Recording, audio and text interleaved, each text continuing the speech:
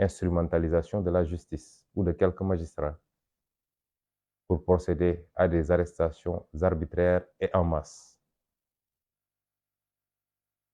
Usage excessif de la force régalienne par les forces de défense et de sécurité, la police et la gendarmerie, mais plus inquiétant encore, par des milices privées à la solde du régime et directement, certainement, de la présidence de la République. Ceci nous a amené à une situation de quasi-chaos. 29 jeunes Sénégalais ont perdu la vie récemment, exécutés à bout portant par des tirs provenant des forces de défense et de sécurité, et certainement également des milices qui sont devenues des supplétifs des forces de défense et de sécurité. Je voudrais commencer ce propos par présenter mes condoléances aux familles des victimes. Je suis extrêmement attristé, et tous ceux qui sont autour de moi nous sommes extrêmement attristés de cette situation, profondément. Personne ne peut mesurer notre douleur face à ces jeunes à la force de l'âge qui n'ont fait que revendiquer des droits sur la base d'une autorisation constitutionnelle à manifester dans ce pays et qui sont retrouvés à la merci de forces de défense et de sécurité qui ont fait un usage injustifié, inapproprié, disproportionné à des armes létales pour en abattre quelques-uns. Rien, absolument rien ne peut justifier ça. Aucune excuse ne peut être trouvée à ces forces de défense et de sécurité. Je suis profondément attristé et je présente une fois de plus mes condoléances à mon nom, au nom du parti dont je suis le président, au nom des millions et des millions de Sénégalais, tous meurtris par cette situation, à ces familles éplorées, et leur dire que nous partageons votre douleur. J'aurais aimé pouvoir me déplacer et venir vous voir chacun dans son foyer, comme je l'avais fait après les événements de mars 2021 pour vous présenter mes condoléances. Mais ma mise sous résidence surveillée, sur des bases totalement illégales également, ou sans aucune base légale, ne me permet pas, pour l'instant, de vaquer à ces occupations et de pouvoir venir vous rendre visite. Le plus choquant dans tout ça, c'est que le président de la République, jusqu'au moment où je parle, c'est-à-dire 26 jours après les événements, n'a absolument pas daigné s'adresser à vous, parents éplorés, pour vous présenter ne serait-ce que des condoléances. Et encore moins s'adresser au peuple pour se prononcer sur ces événements. Ailleurs, pour un seul cas, le président de la République se prononce immédiatement pour condamner. Et la justice se saisit immédiatement de l'affaire pour ouvrir une instruction et procéder à des mesures immédiates. Ailleurs, lorsqu'il y a des bavures policières, ici on ne parle pas de bavure, on parle d'assassinat prémédité par des forces de défense et de sécurité, devenu une milice entre les mains d'un président de la République pour exécuter froidement le peuple sénégalais. Ailleurs, pour des cas de bavure, en Amérique, en Europe, la réaction du président de la République aurait été immédiate. Mais lorsqu'on n'a que mépris et dédain pour son peuple, ce serait trop demander que de s'adresser à ce peuple pour présenter ses condoléances, s'adresser à des familles éplorées pour présenter des condoléances, mais prendre des mesures immédiates pour que plus jamais cela ne se reproduise. Je veux également formuler une pensée pour tous ceux qui ont été blessés, dont certains gravement, qui ont reçu des balles, des projectiles. À tous ceux-là, j'ai formule une pensée et je leur souhaite un prompt rétablissement. Je voudrais enfin également formuler la même pensée solidaire pour ces centaines et ces centaines de frères et de sœurs. Au dernier décompte, nous en étions à presque 700 qui sont aujourd'hui dans les geôles du régime, arbitrairement arrêtés et emprisonnés et renvoyés en instruction pour la simple raison que ils savent que s'ils les présentent à un juge dans le cadre d'une procédure en flagrant délit, ils ne passeraient pas une journée de plus en prison. Voilà le vrai visage du régime du président Macky Sall. Mais je voudrais demander aux jeunes Sénégalais, à la jeunesse sénégalaise de manière générale, à l'ensemble du peuple sénégalais, que ces tentatives d'intimidation par l'usage excessif, le recours excessif à la force, ne vous découragent absolument pas par rapport au combat que nous avons initié ensemble, voilà quelques années. Un combat de vertu, de principe, un combat pour la reprise en main de notre destin national, un combat pour la fin de l'impunité, de la corruption, un combat pour une bonne redistribution de la richesse nationale. Il n'y a pas d'autre voie pour le Sénégal et pour l'Afrique plus globalement. Et notre génération doit impérativement gagner ce combat. Autrement, nous allons continuer à nous enfoncer dans les abîmes du sous-développement pendant que le monde décolle. Nous allons continuer à être cette entité insignifiante dans le concert des nations. Et je parle du continent africain dans sa globalité, a fortiori notre frêle pays qu'est le Sénégal. Nous n'avons pas le droit à l'échec.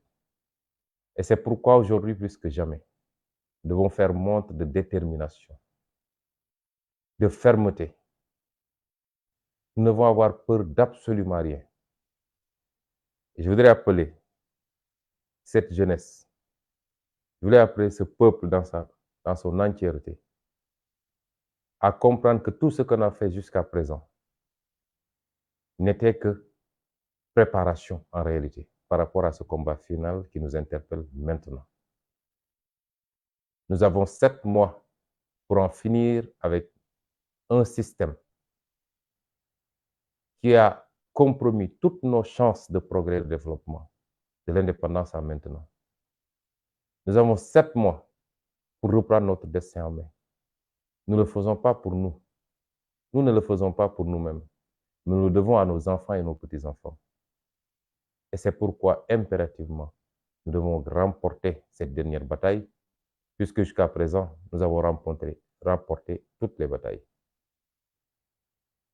Ce n'est pas le moment de flancher, d'hésiter ou de lâcher. N'ayez crainte, mais absolument pas, de quoi que ce soit. Je puis vous rassurer que la méthode du régime actuel a atteint ses limites. Une méthode faite de violence et de répression.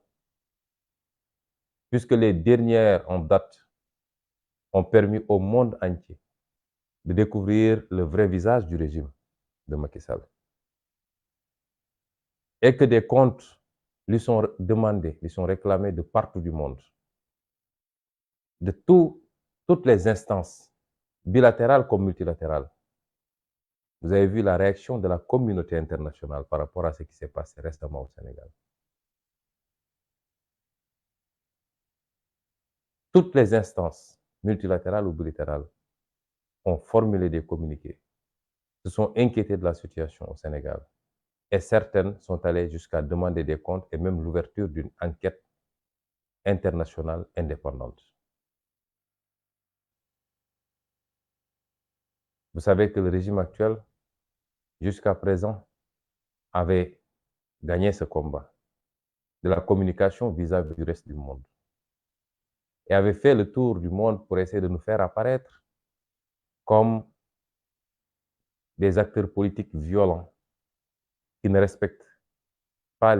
respecterait pas les institutions et qui voudrait, de manière violente, ils ne sont même pas hésité à nous qualifier de terroristes, de salafistes, ce qui est un écart et un abus dangereux, puisque je rappelle que en matière diplomatique, il y a les 4 amis traditionnels du Sénégal, parmi lesquels le Maroc, l'Arabie Saoudite, la France et les États-Unis d'Amérique.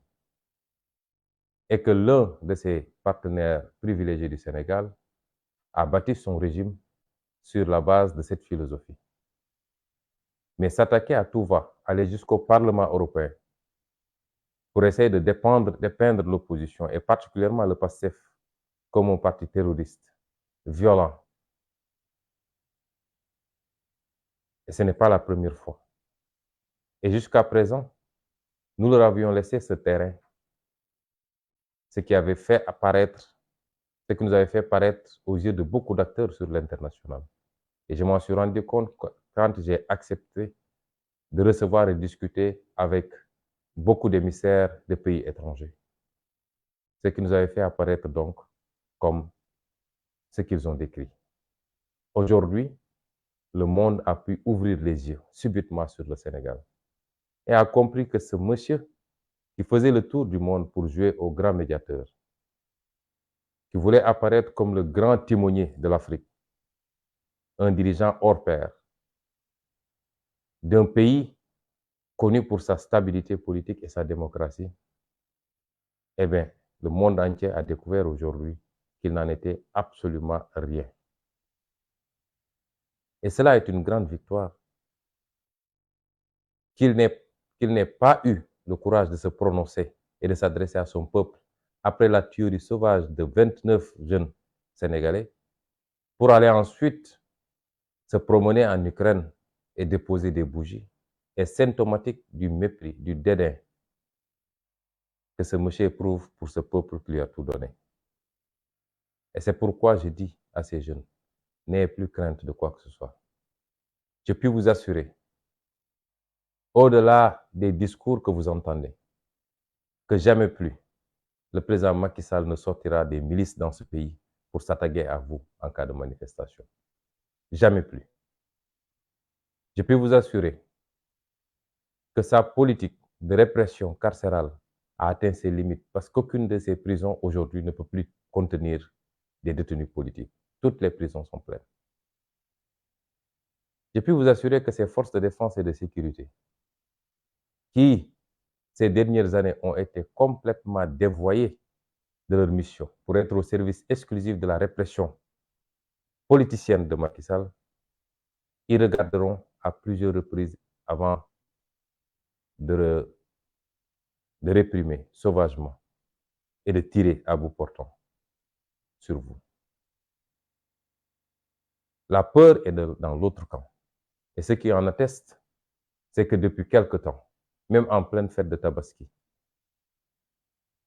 il n'y a qu'un mot dans leur bouche et dans leur discours, c'est CPI. Parce qu'ils ont peur.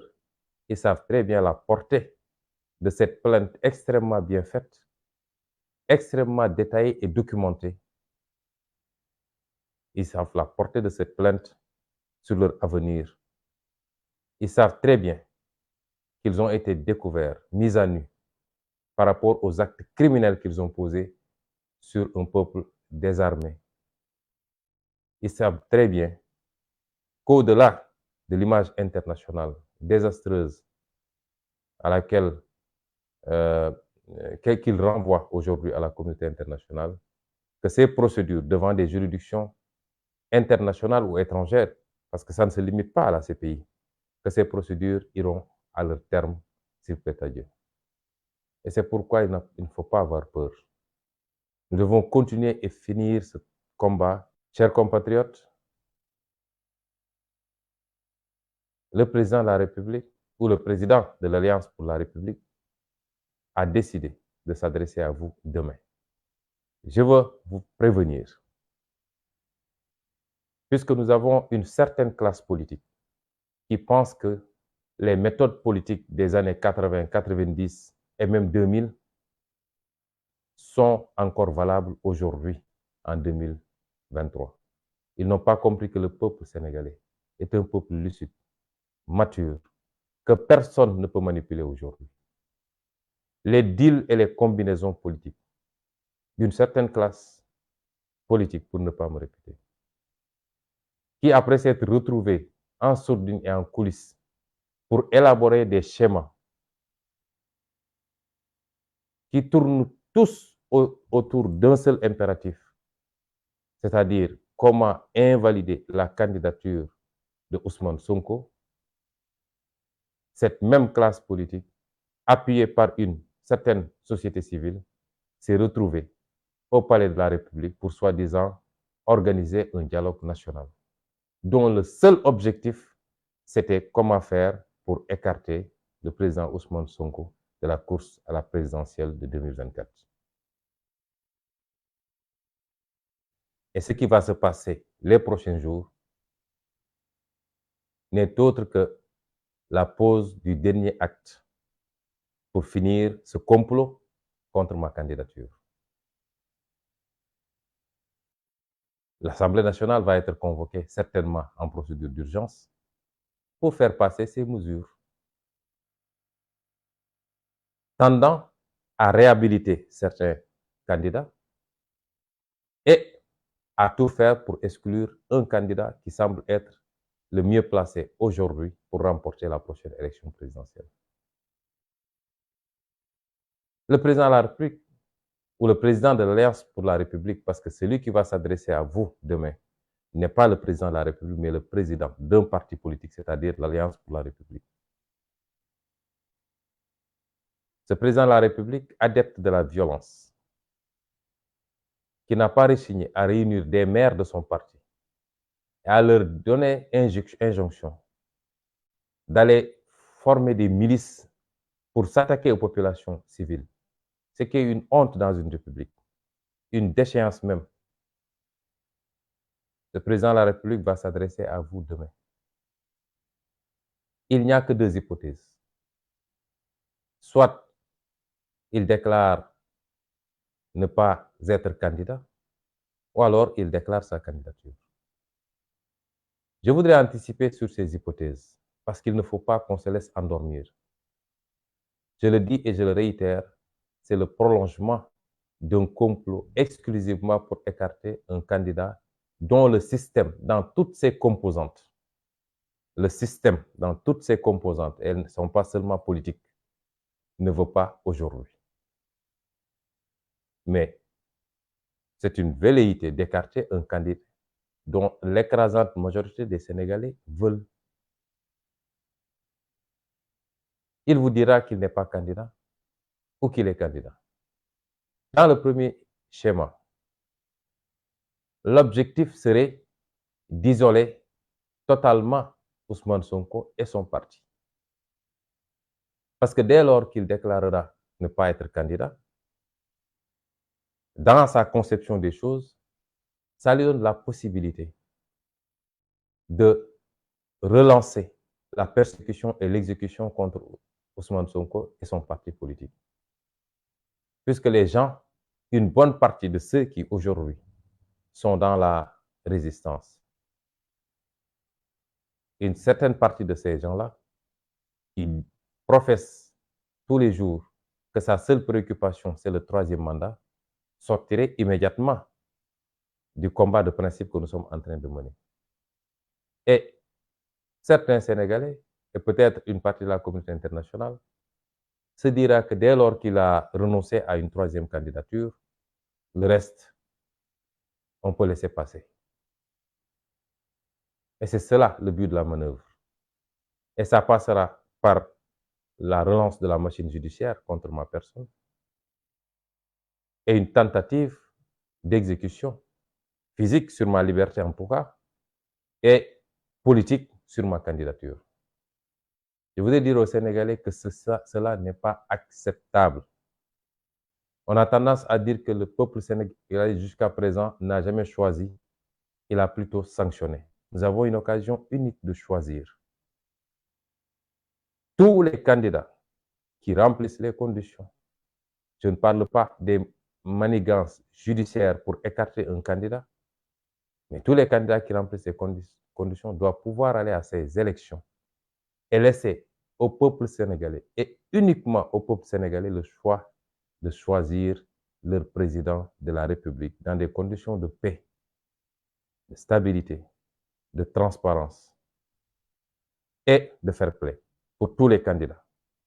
Et c'est pourquoi il n'est pas acceptable que toute cette machine soit mise en branle, que tous ces complots soient fomentés exclusivement pour écarter ma candidature. Quant à ma liberté, je voudrais rassurer tous les Sénégalais. Le président Macky Sall n'a aucune base légale pour m'arrêter et m'emprisonner. Il n'y en a pas. Ils ont prétendu avoir fait un jugement vicié de bout en bout, avec un juge complètement aplati qu'ils sont allés chercher à Oussouye, qui est apparenté à l'un des plus farouches faucons autour du président Macky Sall. Un juge qui, en l'espace de 2 mois, a été mêlé à 2 de mes dossiers, avec des positions que tout le monde connaît. Dans le premier dossier en diffamation, il était le seul parmi les 3 juges à réclamer une peine d'emprisonnement ferme. Et on revient 1 mois plus tard pour le nommer président de la composition qui devait juger l'autre dossier. Le monde entier sait que c'est une parodie de justice, qu'il n'en a absolument été rien d'un jugement digne de ce nom. Ils sont allés chercher d'Oussouye à 3 mois de ce procès.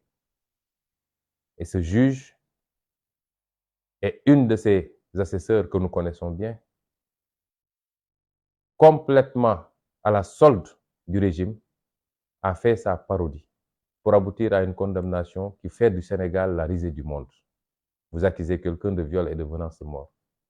En son absence, en l'absence de ses avocats, malgré son absence et celle de ses avocats, vous n'avez aucun élément pour le condamner des faits pour lesquels il était poursuivi. Vous l'acquittez pour aller inventer des délits qui n'existent nulle part dans un pays digne de son nom, dans une démocratie. Simplement parce qu'il fallait avoir une condamnation pour empêcher sa candidature.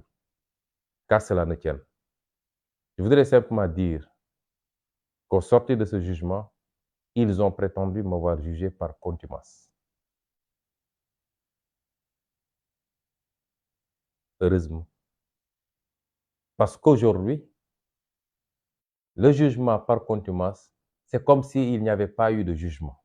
On juge par contumace lorsque l'accusé a disparu, on ne peut le trouver nulle part, et on dit, ne serait-ce que pour préserver les délais de prescription, on va faire un jugement par contumace. Est-ce que j'avais disparu? J'étais sur le territoire sénégalais. J'étais localisé quelque part, identifié. Je sortais faire mes déclarations. Je n'ai pas reçu de convocation. Je n'ai reçu aucune convocation pour venir répondre à un procès. Mais qu'à cela tienne toujours, qu'à cela ne tienne. Quand vous jugez par contumace, la loi a dit, et je vais vous lire textuellement ce que l'article 341 du Code de procédure pénale a dit. Je veux qu'on m'écoute bien. Si les accusés jugés par contumace se constituent ou s'ils viennent à être arrêtés avant les délais de prescription, s'ils se constituent, j'ai la possibilité à tout moment de dire je me constitue. Ou si eux, ils prennent l'initiative de dire qu'ils viennent m'arrêter, ce qui est probablement ce qu'ils projettent après sa déclaration de demain. La loi dit, dans ces 2 cas, l'arrêt de condamnation est anéanti de plein droit. Et il est procédé à nouveau dans les formes ordinaires, à moins que le contumax déclare expressément, dans un délai de 10 jours, acquiescer la condamnation. L'arrêt de condamnation est anéanti de plein droit. Ça veut dire que si je me constitue demain, ou si ils prennent l'initiative de venir m'arrêter, s'ils m'arrêtent à 8 heures, ils doivent me libérer à 10 heures. Parce que l'arrêt est anéanti. Il n'y a pas de condamnation. Vous ne pouvez pas retenir quelqu'un qui n'est pas condamné. La peine est anéantie. Vous ne pouvez pas retenir quelqu'un s'il n'y a pas de peine. Immédiatement, ils doivent procéder à ma libération. Et ceci est d'autant plus vrai que quand les dispositions de l'article 341 renvoient en disant qu'il doit être procédé dans les formes ordinaires, l'arrêt et tous les actes qui tournent autour de l'arrêt ayant été anéantis, cela veut dire que on revient à la situation ante à partir du moment où l'ordonnance de renvoi a été faite. On est dans cette situation-là. J'ai été placé sous contrôle judiciaire. Personne aujourd'hui ne peut révoquer ce contrôle judiciaire parce que le juge d'instruction qui m'a placé sous contrôle judiciaire est désormais dessaisi du dossier dès lors que le renvoi a été prononcé. Le procureur n'est pas habilité à prononcer un mandat d'arrêt et le président du tribunal est le seul habilité à le prononcer, mais seulement lorsque le procès et la date du procès est retenue et 3 jours avant le procès, si je me présente à l'audience, il a le droit de dire est-ce que je le laisse comparaître libre ou alors est-ce qu'on le retient le temps du procès.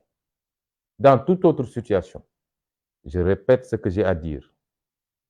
Le président Macky Sall, puisque c'est lui qui actionne le procureur, si aujourd'hui on se lève pour dire qu'on arrête Ousmane Sonko, il ne faut pas que les gens pensent que c'est le procureur. Non, c'est le président Macky Sall lui-même qui aura décidé de procéder à l'arrestation d'Ousmane Sonko.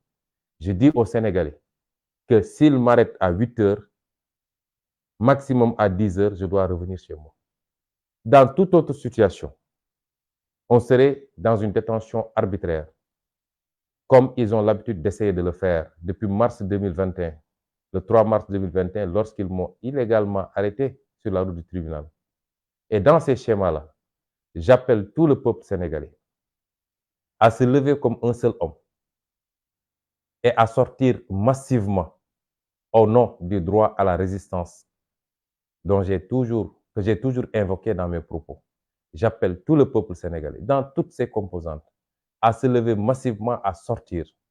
Et cette fois-ci, à en finir avec ce régime criminel qui ne respecte absolument ni la loi ni le droit, qui piétine les institutions et qui n'attend que pour le dessein de son tenant, qui est le président Macky Sall. L'autre schéma, c'est que le président Macky Sall déclare sa candidature, ce qui ouvrirait un front apparemment plus vaste, puisque de l'avis de certains, la candidature du président Macky Sall est l'affaire de tout le peuple sénégalais. Certains pourraient être amenés à penser que la candidature de Sonko est l'affaire de Pastef, ce qui n'est pas le cas. Parce qu'aucun parti n'élit un président de la République. Aujourd'hui, les Sénégalais qui veulent de la candidature d'Ousmane Sonko et qui sont prêts à voter pour Ousmane Sonko, qui sont des milliers, voire des millions, ne sont pas tous de notre parti politique. Ils peuvent être des sympathisants. Mais c'est une question de principe. Au nom des principes et des valeurs, au nom de la démocratie, devrions-nous continuer à accepter qu'un seul homme parmi 17 millions ait un droit de vie et de mort politique sur qui il veut, et à chaque élection présidentielle, ait le pouvoir, en instrumentalisant une justice totalement aplatie, de dire tel sera candidat et tel ne le sera pas. Et c'est pourquoi ce combat n'est pas le combat de Pastef, encore moins de Ousmane Sonko. C'est un combat de tout le peuple sénégalais. Mais dans cette seconde hypothèse où le président Macky Sall déclarerait sa candidature, je crois qu'il incombe à tout le peuple sénégalais de se mettre debout, de lui faire face et de dire non. Dans tous les schémas, le premier comme le second, nous avons l'obligation historique d'abréger, d'en finir avec ces méthodes de notre temps, qui coûtent trop cher à ce pays, en termes de vies humaines, en termes de dégâts matériels, en termes d'atteinte à l'intégrité physique de jeunes Sénégalais à la fleur de l'âge. Nous ne devons plus accepter cela. Et c'est pourquoi, si on doit mener un combat, il faut qu'il soit définitif cette fois-ci. J'en appelle donc à un sursaut national. Si je pouvais avoir un terme plus fort que le gatsa gatsa, je l'aurais utilisé en ces circonstances. les jours et les semaines à venir seront cruciaux pour notre avenir. Il ne dépend que de nous, soit d'affronter notre destin ou de baisser les bras et de laisser Macky Sall et son clan dérouler selon leur plan machiavélique. J'appelle le peuple sénégalais encore une fois à se mettre debout pour dire non. Et j'en profiterai pour lancer un certain nombre d'appels. Je lancerai d'abord un appel à notre armée, notre vaillante armée nationale. S'il y a un corps qui fait l'unanimité dans ce pays, c'est l'armée nationale sénégalaise. S'il y a un corps qui n'est jamais contesté ni critiqué, c'est l'armée nationale sénégalaise. Ceci est le fruit d'une tradition, d'une attitude, d'un comportement, certes loyaux, mais fondamentalement républicain. L'armée nationale a toujours été du côté du peuple sénégalais. C'est pourquoi le peuple sénégalais est fier de son armée. Tant que vous êtes dans des tranchées en train de vous battre pour conserver, préserver l'intégrité nationale, vous êtes nos héros. Et vous avez notre soutien à tous, sans exclusive.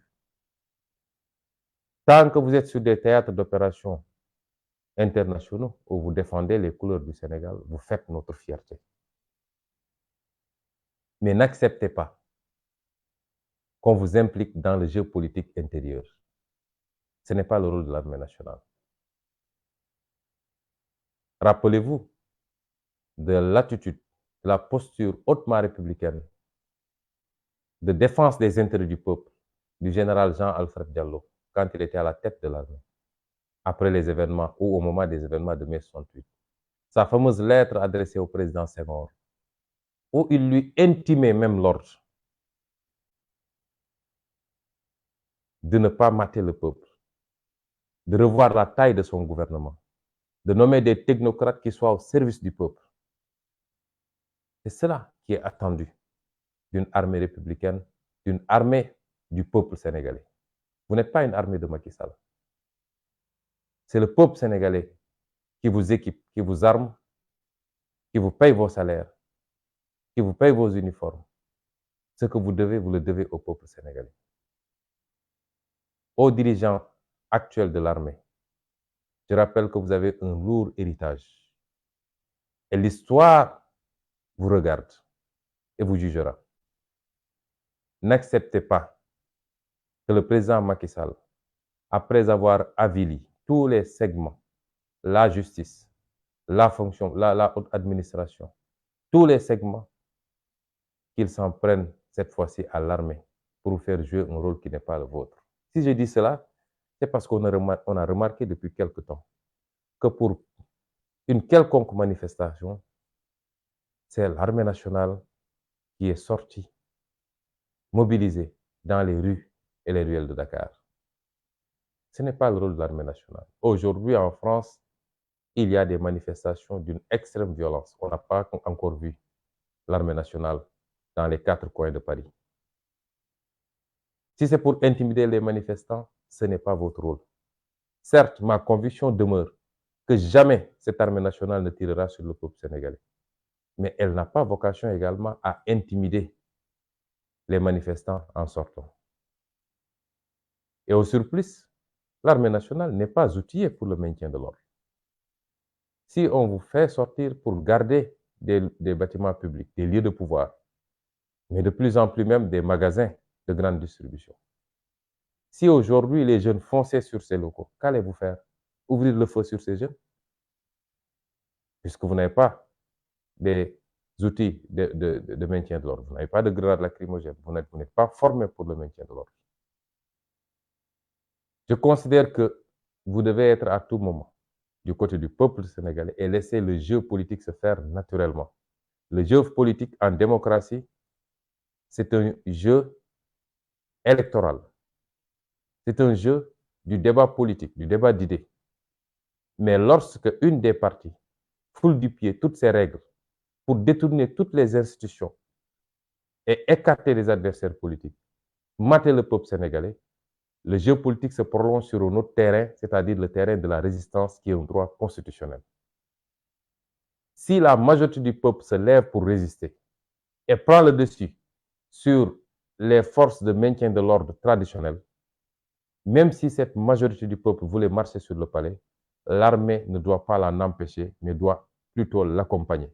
Parce que c'est la souveraineté nationale qui se sera exprimée. La souveraineté n'appartenant qu'au peuple, lorsque la majorité du peuple ne se reconnaît plus dans un régime et qu'il le démontre de cette manière, l'armée nationale doit être du côté du peuple. Et j'en appelle donc à cette armée nationale. Vous faites notre fierté. Nous voulons que vous continuiez à être ce corps qui est au-dessus de la mêlée, qui n'est là que pour le peuple sénégalais et qui va continuer à faire notre fierté.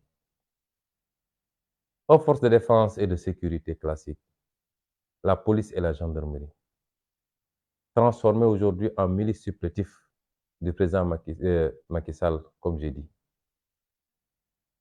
Je voudrais les amener à revenir à la raison. Parce qu'ils n'ont pas été formés, outillés pour devenir des assassins. Et c'est ce que Macky Sall est en train de faire, de les transformer en assassins, en meurtriers. Si vous êtes dépositaire aujourd'hui de la puissance régalienne, si vous avez des armes, c'est pour protéger le peuple et non pas l'utiliser contre le peuple. Mais pire encore, je voudrais que vous compreniez que lorsque les choses vont dégénérer, vous serez les seuls à vous retrouver devant des tribunaux nationaux ou internationaux.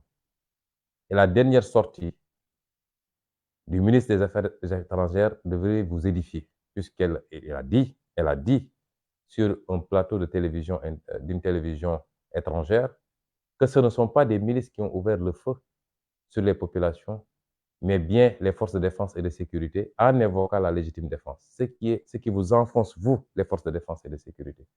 Comment on peut invoquer la légitime défense lorsque vous faites face à des populations désarmées qui n'ont que des pierres entre leurs mains?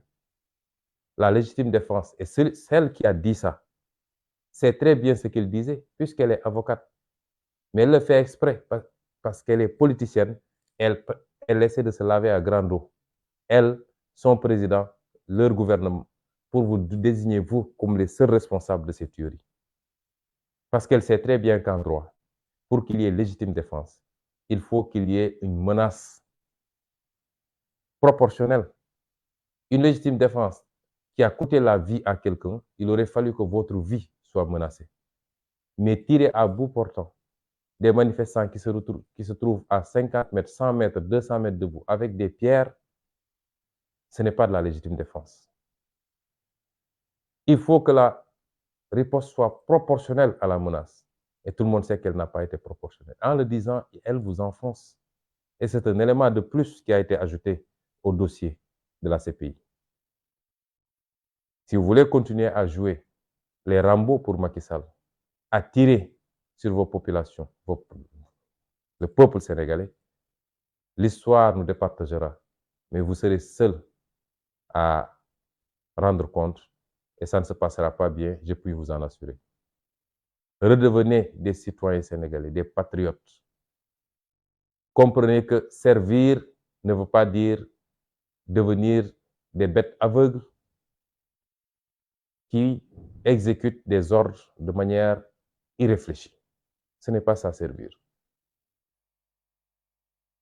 Je voudrais enfin lancer un appel également à quelques partenaires internationaux, à des pays amis. D'abord la France. Je ne doute pas que la France soit un pays ami du Sénégal. Il est temps qu'on sache si cette amitié est une amitié dédiée au peuple sénégalais ou bien à une élite corrompue, violente, qui tire et qui tue son peuple. Oui, autant nous saluons l'attitude extrêmement professionnelle des médias français qui, lors des derniers événements, ont pu permettre au monde entier de voir ce qui s'est passé au Sénégal, là où les médias sénégalais n'osaient plus le faire ou ne voulaient plus le faire, puisque ceux qui le font sont persécutés, leur signal est coupé pour un mois. Et d'autres refusent de le faire parce qu'ils veulent simplement jouer le jeu de ce pouvoir à l'agonie. Les médias internationaux de manière générale, et particulièrement les médias français, ont été d'un professionnalisme qu'il faut saluer. Oui, quand les choses sont faites correctement, il faut le dire. Ce n'est pas une faveur qui nous est faite.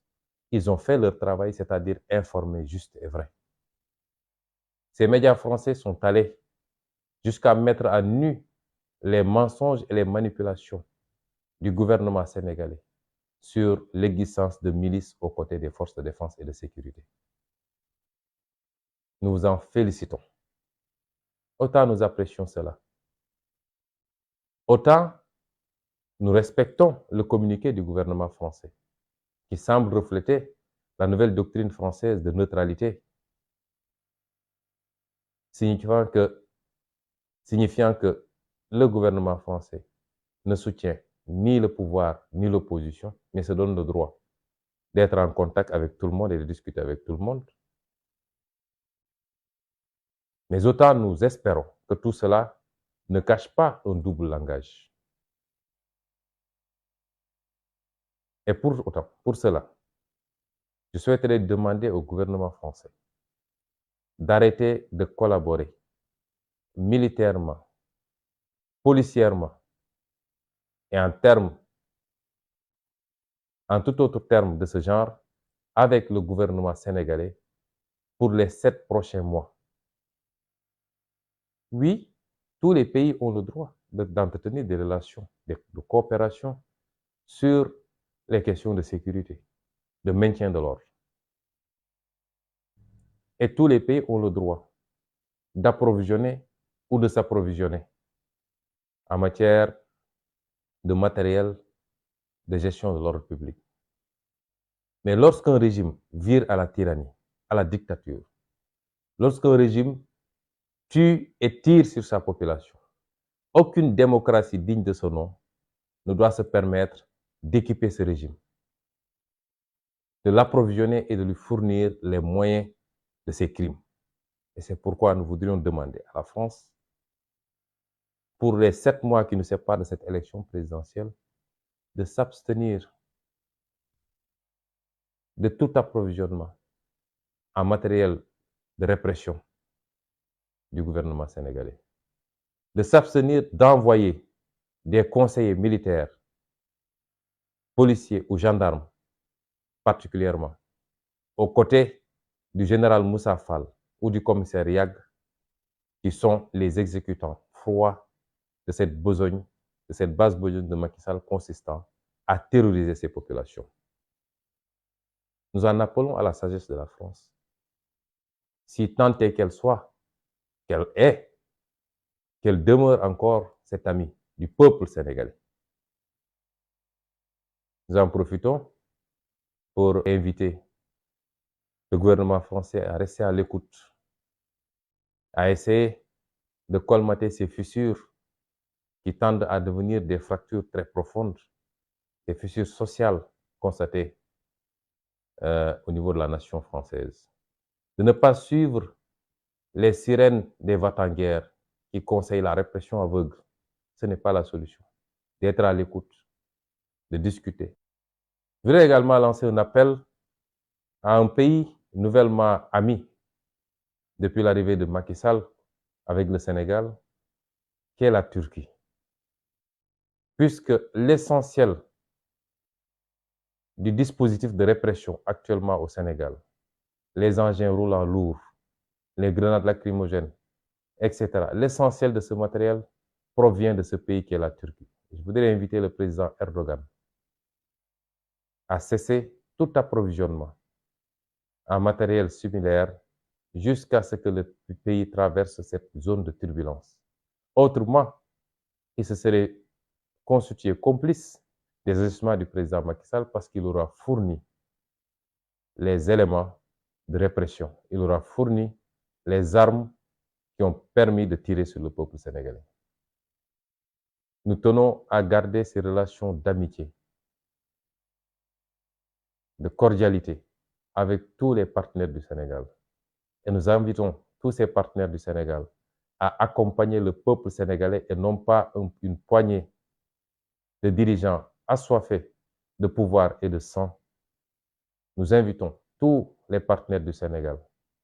Ce que j'ai dit est valable pour tous les partenaires du Sénégal. Nous les invitons à être du côté du peuple du sénégalais et non pas de la répression contre le peuple sénégalais. Chers concitoyens, les jours à venir risquent d'être des jours difficiles. Je voudrais vous inviter à vous tenir debout. Nous ne devons plus être dans des postures défensives parce que jusqu'à présent, nous avons attendu que le régime de Macky Sall pose des actes pour réagir. Désormais, il nous faut agir. Il nous faut agir pour la libération de nos détenus politiques. Nous devons l'exiger. Nous devons sortir massivement dans les rues les prochains jours pour réclamer la libération de ces otages politiques. Nous devons sortir, faire face au régime de Macky Sall pour que cette détention administrative, qui est un crime en droit international contre ma personne, prenne fin le plus immédiatement possible. Nous devons sortir massivement pour affronter le régime Macky Sall et lui dire que ce ne sera pas à lui de choisir aux Sénégalais les candidats qui devront s'affronter pour la prochaine élection présidentielle, mais encore moins le prochain président de la République. Nous avons autant de raisons de faire face à ce régime agonisant. Et c'est pourquoi je vous demande, ne serait-ce que pour la mémoire de ces dizaines de jeunes, on en a une cinquantaine qui sont décédés aussi aujourd'hui, ne serait-ce que pour la mémoire de ces jeunes, nous n'avons plus le droit de baisser les bras. Je vous invite, pour notre intérêt, pour notre destin commun, pour l'intérêt de nos enfants et de nos petits-enfants, à ne pas baisser les bras et à rester debout pour terminer ce combat. Je vous remercie.